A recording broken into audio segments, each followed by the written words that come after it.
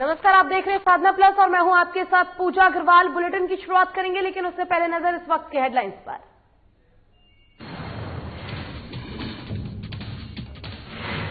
राजधानी में चल रही मेडिकल बोर्ड की बैठक हुई समाप्त। सीएम से मुलाकात के बाद आवास के बाहर निकले तेजस्वी और तेज प्रताप यादव। एयर एम्बुलेंस से दिल्ली के एम्स के लिए भेजे जाएंगे लालू यादव। नेताजी सुभाष चंद्र बोस की 125वीं जयंती परमवीर अल्बर्ट एक्का स्टेडियम में माल्यार्पण और सलामी कार्यक्रम का हुआ आयोजन। तमाम अधिकारी रहे मौजूद। पटना से अररिया जा रही बस हुई हादसे की शिकार। घने कोहरे के कारण हुआ सड़क हादसा। हादसे में बस सवार एक व्यक्ति की मौत, कई अन्य लोग हुए घायल।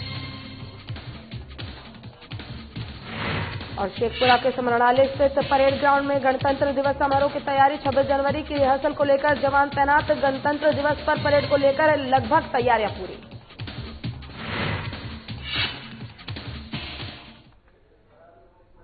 चलिए शुरुआत करेंगे खबरों से। मेडिकल बोर्ड की बैठक समाप्त हो चुकी है।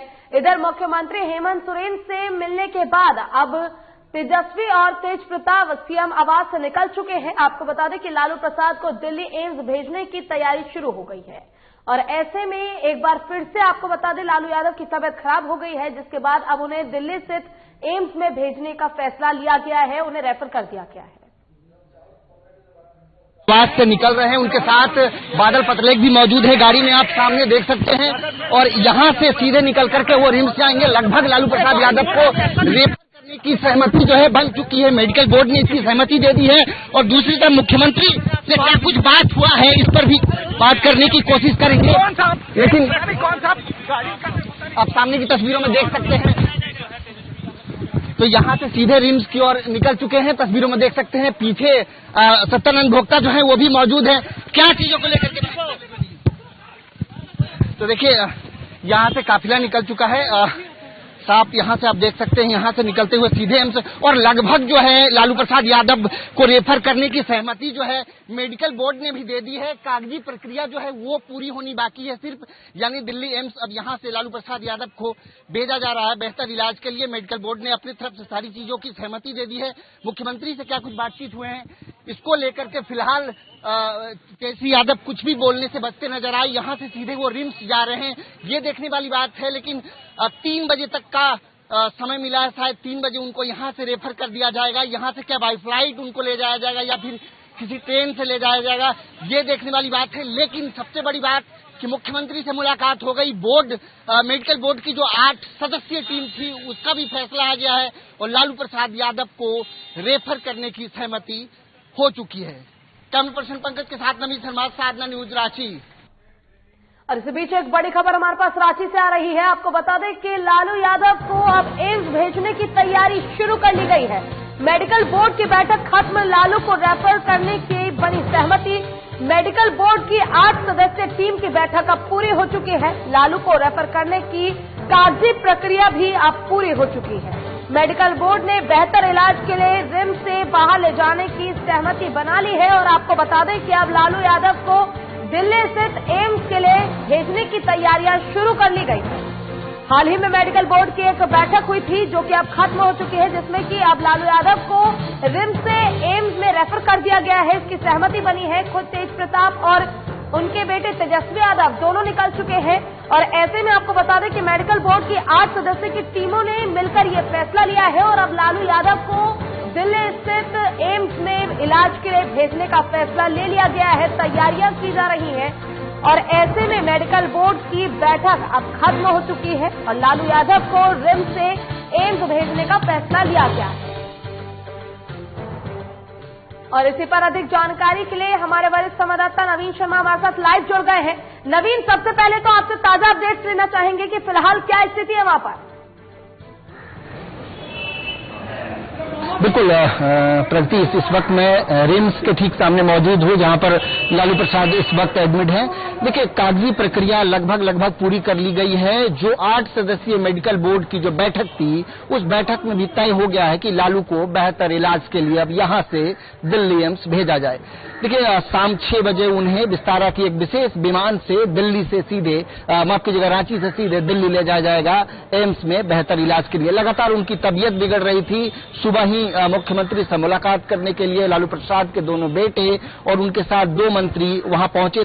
मुख्यमंत्री से बातचीत हुई, वहां से सीधे निकले। अब इसके बाद जो जेल प्रशासन है, जेल प्रशासन को मेडिकल बोर्ड की जो रिपोर्ट है, वो मेडिकल बोर्ड ने रिपोर्ट जेल प्रशासन को भी सौंप दिया है। उसके बाद की जो प्रक्रिया है, अब जेल प्रशासन तय करेगा, रूट मैप तैयार करेगा कि वह कैसे उनको यहां से लिफ्ट करेगा। लेकिन जो स्पष्ट खबर है वो ये कि यहां से विस्तारा के विशेष विमान से उन्हें रांची से दिल्ली भेजा जा रहा है। दिल्ली एम्स में बेहतर इलाज के लिए उनके परिवार के सदस्य जो है वो साथ में मौजूद रहेंगे। सुरक्षा व्यवस्था को लेकर के जो सुरक्षाकर्मी है वो भी विमान में मौजूद रहेंगे। लेकिन ये देखने वाली बात है कि कितने लोगों की उस विमान में बैठने की सुविधा है, कितने लोग उनके साथ मौजूद होंगे। लेकिन लालू प्रसाद और साथ में जो विशेषज्ञ हैं, डॉक्टरों की एक विशेषज्ञ टीम भी साथ में जो है वो मौजूद रहेगी। तो निश्चित तौर पे यहाँ पर लालू प्रसाद के कई उनको चाहने वाले जो लोग हैं वो भी मौजूद है। हम कोशिश करेंगे कुछ लोगों से बातचीत करने की। लालू प्रसाद की तबीयत जो है लगातार बिगड़ रही है, पूरा परिवार पहुंचा हुआ है, अब उनको दिल्ली एम्स भी भेजा जा रहा है। हम तो सबसे पहले अल्लाह से और गॉड से दुआ करते हैं कि जल्द से जल्द वो सही सलामत ठीक हो जाए। जैसा उम्र का तकाजा है उस हिसाब से तबीयत ज्यादा बिगड़ रही है, एम्स लेगा जा रहा। और झारखंड सरकार मुख्यमंत्री श्री हेमंत सोरेन से उनको दोनों बेटे भी मिले और मैडम और भी कुछ लोग हम उनसे बात करेंगे। लालू प्रसाद जी को अब बेहतर इलाज के लिए दिल्ली ले जाया जा रहा है। कैसी स्वास्थ्य है? आप लोग मिले हैं? नहीं, अभी तो कल ही जो लेके जा रहे थे इलाज के लिए, तो उसी समय हमने देखा उनको, तो उनकी काफी तबीयत खराब है, तो उनको बेहतर इलाज के लिए उनको बाहर भेजना जरूरी है। और गुजारिश करेंगे। मेडिकल बोर्ड ने तो तय कर लिया है, सरकार की तरफ से चीजें तय हो गई है। जी जी बिल्कुल, अभी तेजस्वी जी उसी में लगे हुए हैं और जैसे तय हो जाती है वैसे उनको बाहर ले जाया जाए। क्या प्रक्रिया क्या होगी, कैसे यहाँ से ले जा रहे हैं, कितने बजे का समय होगा? देखिए, अभी तो जानकारी पूरा नहीं हम लोग को मिल पाई है, लेकिन लगता है कि शाम तक उन्हें ले जाया जाएगा। लालू प्रसाद जी की तबीयत को लेकर क्या कुछ कहेंगे? देखिए, ये तो बेहद चिंताजनक बात है कि पूरे राष्ट्रीय नेता हैं लालू प्रसाद यादव जी, और लालू प्रसाद यादव जी के लिए हर किसी के दिल में जो प्रेम है, चाहे वो नए लोग हैं चाहे वो पुराने लोग हैं, हम यूथ हैं, हमारे दिल में जो उनके बारे में हम जानते हैं कि उन्होंने किस तरह से लोगों को आगे बढ़ाया है। उस परिदृश्य में जिस समय लालू प्रसाद यादव जी की तबीयत बहुत ज्यादा खराब हुई थी, हम लोगों ने तब से मांग ये किया था कि उन्हें बेहतर ट्रीटमेंट के लिए बाहर भेजा जाए। लेकिन 2 दिन पहले जो उनका स्वास्थ्य खराब हुआ, आज फाइनली ये डिसीजन किया जा रहा। हम सब बहुत खुश हैं और ऊपर वाले से विनती करते हैं, उनसे आग्रह करते हैं, दुआ भी करते हैं कि वो जल्दी से ठीक हो जाएं और फिर वापस आए। वो निश्चित तौर पे दवा के साथ दुआ बहुत बड़ी चीज होती है, उसकी जरूरत है। और भी कुछ लोग हैं, लालू प्रसाद जी की स्वास्थ्य को लेकर के क्या कुछ कहेंगे? हालात अभी कैसे हैं? अभी तो स्थिति उनकी नाजुक ही है और बेहतरीन इलाज के लिए वो दिल्ली जा रही है। आज शाम 6 बजे तक हम लोग उम्मीद करते हैं कि वहाँ वो जल्दी रिकवर करेंगे। दुआ कर रहे हैं लालू जी की। जी निश्चित तौर पे एक ऐसे नेता, राष्ट्रीय नेता की ऐसी छवि, अमूमन अगर भारत में अगर राजनीति की बात होगी, चर्चा होगी, तो लालू प्रसाद यादव उन शख्स में गिने जाएंगे जो उनके समतुल्य वर्तमान में भारत में अगर राजनीतिज्ञ को चुने, बताएं, देखे, जाने तो शायद नहीं मिल पाए। देखिए, यही पेइंग वार्ड है जहां लालू प्रसाद यादव वर्तमान में अभी इसके तीसरे माले पर लालू प्रसाद यादव जो है वो मौजूद है। उनके साथ उनकी पत्नी जो है अभी मौजूद है, मीसा भारती जो है बेटी, वो भी अंदर लालू प्रसाद जी के साथ मौजूद है। चहलकदमी में एक बार रिम्स की आपको दिखाता हूं। ये अगर सामने से आप नजारा देखेंगे, लगातार जो है लोगों का आना जाना इस कंपाउंड में जो है वो सुबह से ही, जैसे ही उनकी तबीयत खराब हुई उसके बाद से लगातार लोगों का आना जाना, उनके चाहने वालों का आना जाना शुरू हो गया। निश्चित तौर पे जिस तरीके से उनकी खबर आई कि उनकी तबीयत खराब है और उसके बाद से सक्रियता बढ़ी, पूरा परिवार जो है वो पहुंचा रिम्स, और उसके बाद से लगातार ये जो पेइंग वार्ड जो है जहां लालू प्रसाद वर्तमान में मौजूद हैं, वो वहां पर जो है सक्रियता, चहलकदमी, चाहने वालों की जो है वो कतारें लग गई। कुछ लोग और भी हैं लालू के चाहने वालों में, उनसे भी बात करेंगे। पार्टी के कार्यकर्ता भी मौजूद हैं, उनसे भी जानेंगे। लालू प्रसाद जी की अभी तबीयत कैसी है? तबीयत तो ऐसा नहीं है जो परसों था नमूनिया का शिकार। दुआ कर रहे हैं आप? हम तो दुआ नहीं कर सकते हैं प्रभु से कि स्वस्थ हो। क्यों इतनी तबीयत खराब है, उनको जमानत नहीं मिल पा रही है? देखिए, अब तो वो तो कोर्ट का मैटर है, उस पर तो हम लोग कुछ नहीं बोलेंगे, लेकिन दुआ करेंगे। हाँ, दुआ तो एकदम करेंगे। मैंने तो दुआ ही काम कर रहा। क्या है अभी चीजें क्लियर हो गई वहाँ से? क्या प्रक्रिया पूरी कर ली गई है ले जाने की?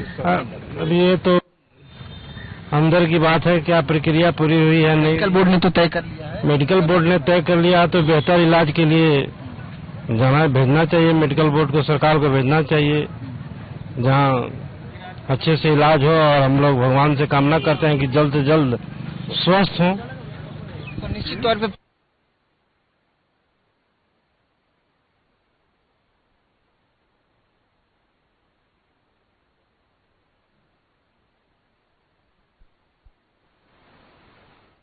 पूरी उम्मीद है। व्यक्ति में महान व्यक्ति में इतनी आत्मशक्ति है, आत्मबल है कि वो निश्चित से स्वस्थ होकर आएंगे और पूरी तरह से पहले की तरह समाज को दिशा निर्देश देंगे। हम लोग यही कामना करते हैं। तो निश्चित तौर पे लालू प्रसाद यादव के लिए ये सब समाज को एक दिशा देंगे।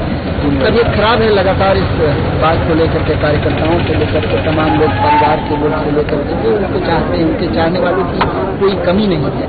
तो जिस तरीके से उनकी तबीयत खराब हुई उसके बाद लोगों का आना जाना वो सिलसिला शुरू हुआ। खैर आज सुबह से सारी प्रक्रियाएं जो हैं, एक बार फिर से मैं आपको स्पष्ट कर दूं कि मुख्यमंत्री से उनके दोनों बेटों ने मुलाकात की। मुख्यमंत्री से भी सरकार की तरफ से चीजों पर सहमति बनी। मेडिकल बोर्ड की बैठक जो है वो भी खत्म हो चुकी है। मेडिकल बोर्ड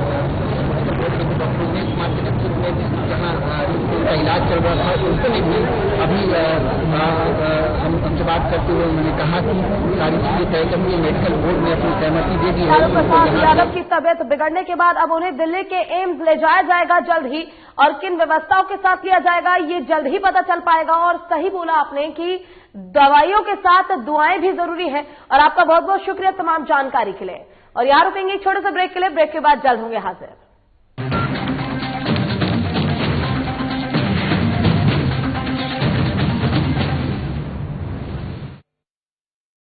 मैं हेमंत सोरेन सत्यनिष्ठा से प्रतिज्ञान करता हूं कि मैं विधि द्वारा स्थापित भारत के संविधान के प्रति सच्ची श्रद्धा और निष्ठा रखूंगा।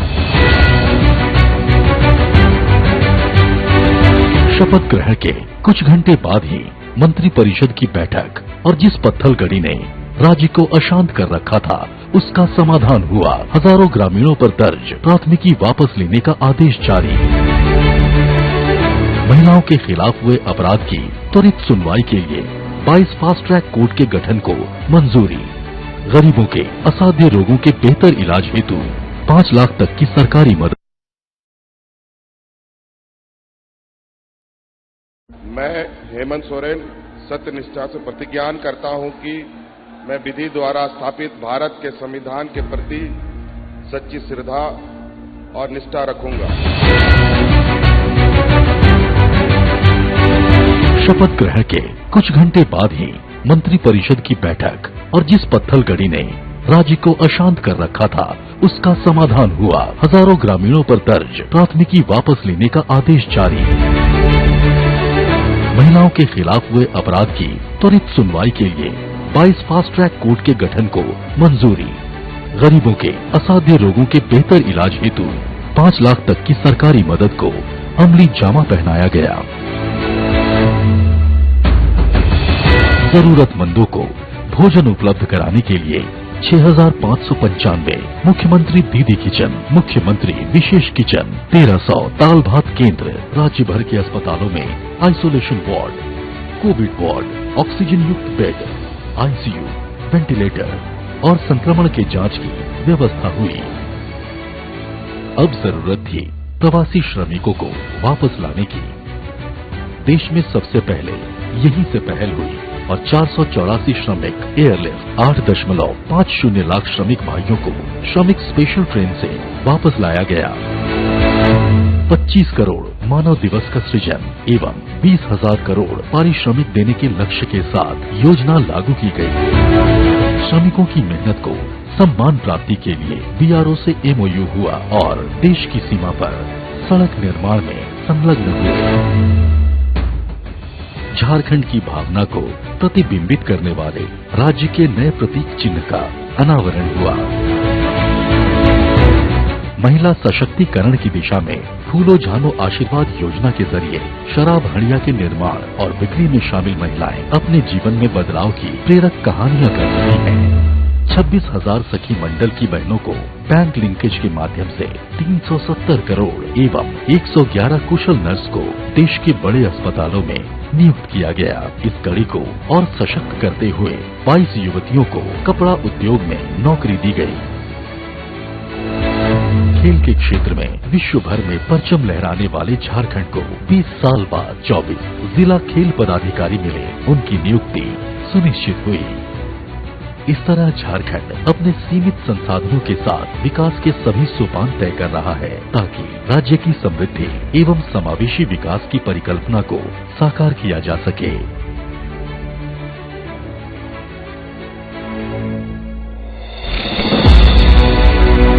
आइए साथ चलें, नए झारखंड की राह चलें।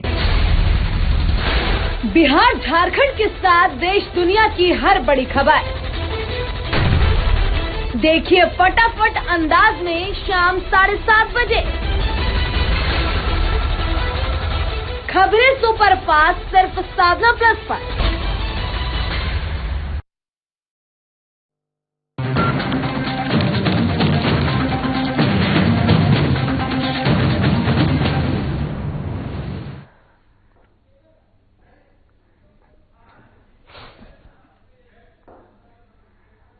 और ब्रेक के बाद एक बार फिर से स्वागत है आपका। रुक करेंगे खबरों की ओर। लालू प्रसाद की तबीयत लगातार बिगड़ती जा रही है। कल लालू प्रसाद यादव की पत्नी राबड़ी देवी सहित उनके दोनों बेटे और उनकी बेटी उनसे मिलने रिम्स अस्पताल पहुंचे थे। करीब 6 घंटे मुलाकात के बाद पूरा परिवार आधी रात लालू प्रसाद से मिलकर बाहर निकला। पिता से मुलाकात के बाद तेजस्वी यादव ने कहा कि लालू प्रसाद के लंग्स में पानी जम गया है, वे निमोनिया से पीड़ित है। ऐसे में कोरोना का संदेह भी था, जिसकी रिपोर्ट नेगेटिव आ गई है।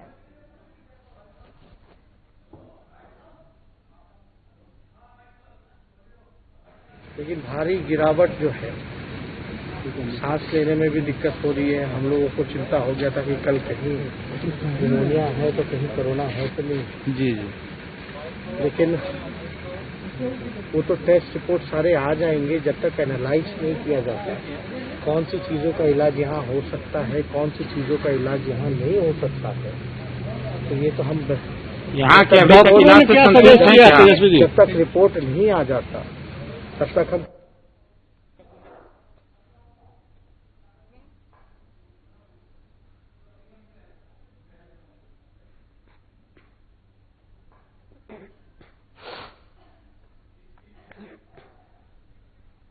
और नेताजी सुभाष चंद्र बोस 125वीं जयंती के अवसर पर उनकी प्रतिमा पर माल्यार्पण और सलामी कार्यक्रम का आयोजन गुमला जिला मुख्यालय के परमवीर अल्बर्ट एक्का स्टेडियम में किया गया, जहां पर नेताजी सुभाष चंद्र बोस जयंती समारोह के अवसर पर आयोजित माल्यार्पण सह सलामी कार्यक्रम में उपायुक्त गुमला शिशिर कुमार सिन्हा, पुलिस अधीक्षक गुमला हरदीप पी जनार्दन और उप विकास आयुक्त के द्वारा नेताजी की प्रतिमा पर माल्यार्पण कर नेताजी को पुलिस जवानों द्वारा सलामी दी गई। इस अवसर पर जिला प्रशासन के सभी अधिकारी शामिल थे। वहीं जिले के एसपी हरदीप पी जनार्दन ने बताया कि सुभाष चंद्र बोस ने देश की आजादी में अहम किरदार निभाया था और जो देश के लिए प्रेरणादायक है। हालांकि उनकी मृत्यु कब और कैसे हुई ये आज भी एक रहस्य बना हुआ है। 18 अगस्त 1945 को उनका जापानी विमान में दुर्घटनाग्रस्त हो गया था और ये दुर्घटना जापान अधिकृत फॉर्मोसा में हुआ था। उस हादसे में नेताजी बच गए थे या मारे गए थे, इसके बारे में आज तक कुछ भी स्पष्ट नहीं हो पाया है। वहीं उप विकास आयुक्त संजय बिहार अम्बष्ट ने बताया कि हम सभी को इनके बताए मार्ग पर चलने की आवश्यकता है।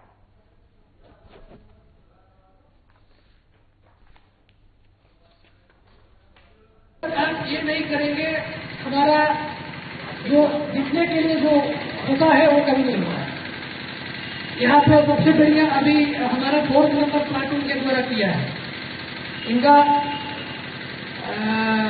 कमांड भी एकदम बढ़िया था और इनका हर फाइल का मूवमेंट भी एकदम बढ़िया था। 125वीं जयंती के अवसर पर समस्त राष्ट्र आज उन्हें कृतज्ञता स्वरूप अर्पित कर रहा है।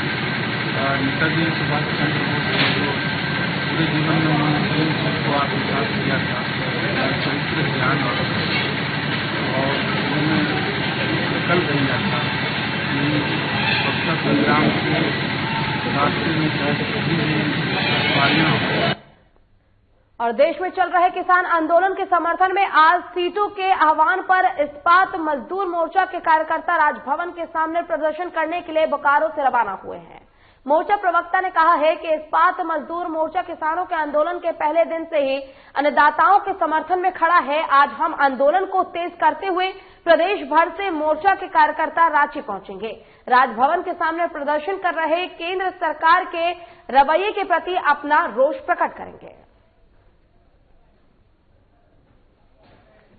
झारखंड सीटू स्टेट कमेटी की ओर से आह्वान है कि किसान संघर्ष समन्वय समिति जो किसान आंदोलन दिल्ली में चल रहा है उसके समर्थन में देश के तमाम राजधानियों में महापड़ाव चल रहा है। तो सीटू बोकारो के तमाम कार्यकर्ता सैकड़ों की संख्या में आज बस रिजर्व करके राजभवन रांची जा रहे हैं किसान आंदोलन के समर्थन में। और किसान ही हमारे देश के अन्नदाता हैं, इसीलिए जब किसान नहीं है तो फिर और कुछ नहीं है। इस आंदोलन का हम लोग भरपूर और पुरजोर समर्थन करते हैं और जब तक तीनों बिलों की वापसी नहीं होगी हमारा आंदोलन लगातार उनके साथ रहेगा। और कैमूर जिले के नुआव प्रखंड के रामपुर में एक मजदूर पिता अपने बेटे के इलाज कराने के लिए दर-दर की ठोकर खा रहा है। अधिकारियों से लेकर मंत्रियों तक बेटे को इलाज कराने की गुहार लगा रहे हैं, लेकिन कहीं से कोई मदद नहीं मिले। अंत में थक हार कर गांव वाले चंदा इकट्ठा कर इलाज कराने में मदद कर रहे हैं, जो काफी नहीं है। मजदूर पिता ने बताया कि मैंने जिलाधिकारी से लेकर स्वास्थ्य मंत्री तक बेटे के इलाज कराने के लिए गुहार लगाई, लेकिन मुझ गरीब का सुनने वाला कोई नहीं है। वहीं गांव वाले बताते हैं कि ये बहुत गरीब परिवार है, मजदूरी करके घर का खर्च चला रहा है। जिस दिन मजदूरी नहीं करते हैं उस दिन घर में खाना तक नहीं बनता है। ऐसे में सरकार को इनकी मदद करनी चाहिए। पीएचसी प्रभारी ने बताया कि इस प्रकार से जो ये परेशानी इनको हुई है ये काफी ज्यादा परेशान वाली है। और इसी के साथ अगली खबर में बढ़ेंगे। नालंदा जिले के हिलसा थाना क्षेत्र भरेड़ी में आपको बता दें कि एक मुख्य मार्ग में रसुलपुर गांव के पास ऑटो पलट जाने के एक व्यक्ति की मौत हो गई। दरअसल पटना जिले के धनरुआ थाना क्षेत्र के छाती गांव निवासी अरविंद प्रसाद ने 40 वर्षीय बेटे अजीत कुमार मटर सब्जी बिक्री करने के लिए ऑटो पर लादकर हिलसा सब्जी मंडी ले जा रहे थे। तभी कुहासे के कारण ऑटो रेड़ी के गांव के पास अनियंत्रित होकर खाई में पलट गई, जहां ऑटो पर सवार किसान की मौत घटनास्थल पर ही हो गई, जबकि चालक मौके से भाग निकला। घटना के बाद ग्रामीणों ने मुआवजे की मांग को लेकर सड़क जाम कर दिया है। फिलहाल मौके पर हिलसा थाना अध्यक्ष दल बल के साथ पहुंचकर मामले की जांच में जुट गए हैं।